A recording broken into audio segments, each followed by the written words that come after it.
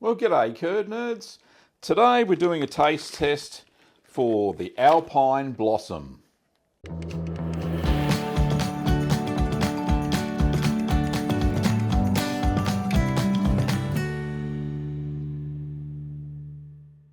So you saw just before Christmas that I put flowers all over and herbs all over the cheese that I made, the Alpine style cheese.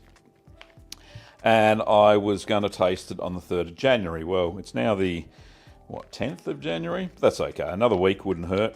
So that's fine. So it's been in there for, 2-3 weeks. So let's, without further ado, open it up, have a look. The reason I vacuum packed it was because I was hoping that the flowers would stick to the cheese better. And the good thing is it appears they have. So I'm going to shake it. Only a few come off. But the colour and is quite spectacular. The cheese is a little bit moist, so it looks pretty spectacular, doesn't it? I love the flowers all over the top. You can see that the herbs are pressed in there. Could possibly let it air dry a little bit, but it just smells spectacular. It's just amazing. It's one of the best cheeses, the prettiest cheeses that I've made. But yeah, they seem to be holding on there. A little bit comes off, but I think that's going to be normal anyway. But let's cut into it. Let's have a look. It's going to look like a normal cheese inside anyway. Having a bit of trouble getting through the flowers. So, good, nice, compact cheese. A little bit of gas development. That's because I did use the Propionic Shimani in there as well. So a few little eyes, which is great, but it's a nice compact cheese otherwise. And, there's a lot of flowers down the bottom. Let's get a bit of that off. But yeah, they're all edible, so that's the good thing. I'm going to eat some of these. Let's just try. Cut it into quarters first. I think my knife has to be sharper than this somehow. And we're dragging some of the flowers through again. That's okay. Pop that up there. Spectacular looking cheese. Come on, flowers, get out of the way. Let's grab a bit. I think I must have to use a wire or something, but yeah, pretty cool. So that's a nice big chunk, still covered in flowers and herbs. See if it's imparted any flavour into the cheese.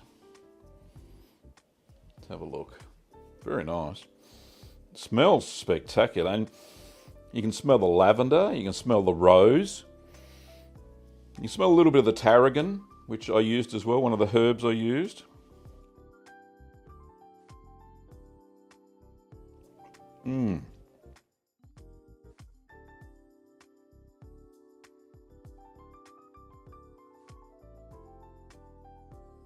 It definitely tastes very much like Gruyere, which is the style I made for this cheese, but there's these lovely afternotes. Lavender, rose, but the herbs come through as well. A little bit of onion was in there as well, just on the outside, onion flakes, just a tiny bit. Beautiful cheese, great flavour.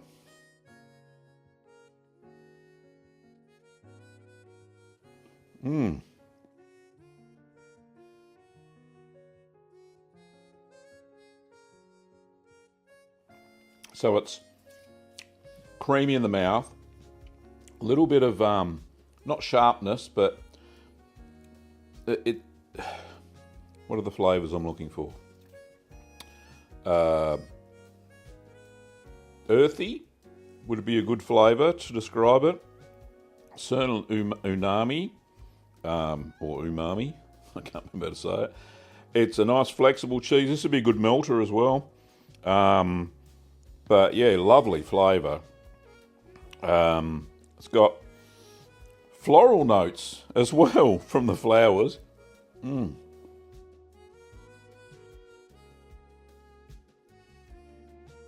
So it's a little bit nutty from the Propionic Shimani that I put in there, so that's really nice.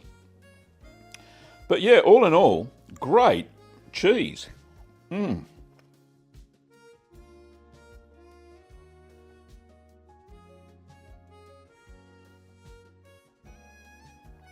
The protective culture that I added in to prevent large eye development certainly did work. It certainly has assisted this cheese. I don't think that lends anything to the flavour, but certainly this is a lovely, mild, this is a lovely, it's not strong, certainly not mild, so it's kind of in the middle as far as cheeses go. But if you've ever had Gruyere before, it tastes exactly like that. So, but with flowers and herbs and all the extra flavour and aromas that you get from putting the blossom on the outside. So really nice, interesting, unique sort of cheese.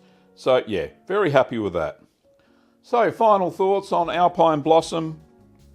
Great cheese, great flavour, only enhanced by the herbs and flour mix that are on the outside of this cheese.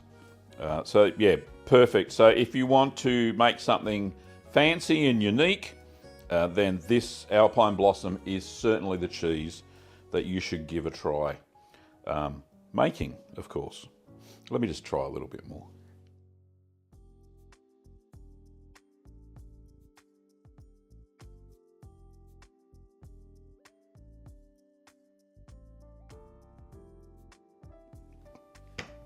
I think I had a cheesegasm. So good. All right. So Alpine Blossom, if you want to make it, the recipe will be in the description below and in the end card. So if you want to make this one, probably best to start off getting the Italian cheese kit that we have in store. And I'll put a link to that somewhere in the info cards.